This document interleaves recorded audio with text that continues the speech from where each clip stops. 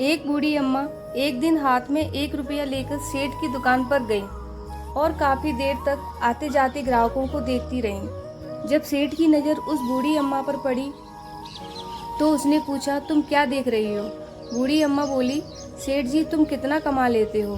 सेठ ने चश्मा ऊपर करते हुए उसे पूरी तरह निहारा और विश्वास जम जाने पर कहा, साल में दुगने हो जाते हैं, पर तुम यह क्यों पूछ रही हो?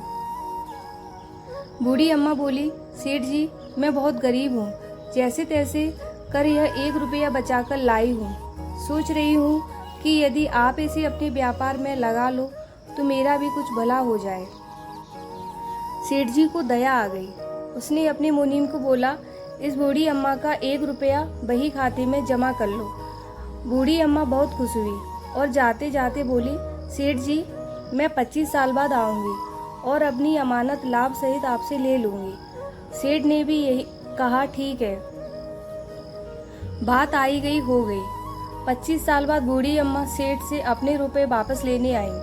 सेठ जी ने मुनीम को बोला कि इसे 10 रुपए दे दो।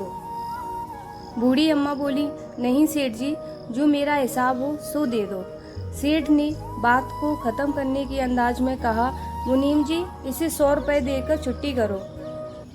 लेकिन बूढ़ी अम्मा इस बार भी बोली कि नहीं सेठ जी, जो मेरा हिसाब बना हो सो दो।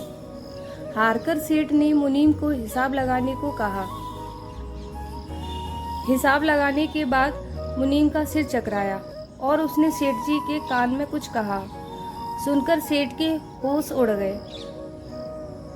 अब आप सभी के लिए यह प्रश्न है कि मुनीम ने कितने रुपए का हिसाब बताया।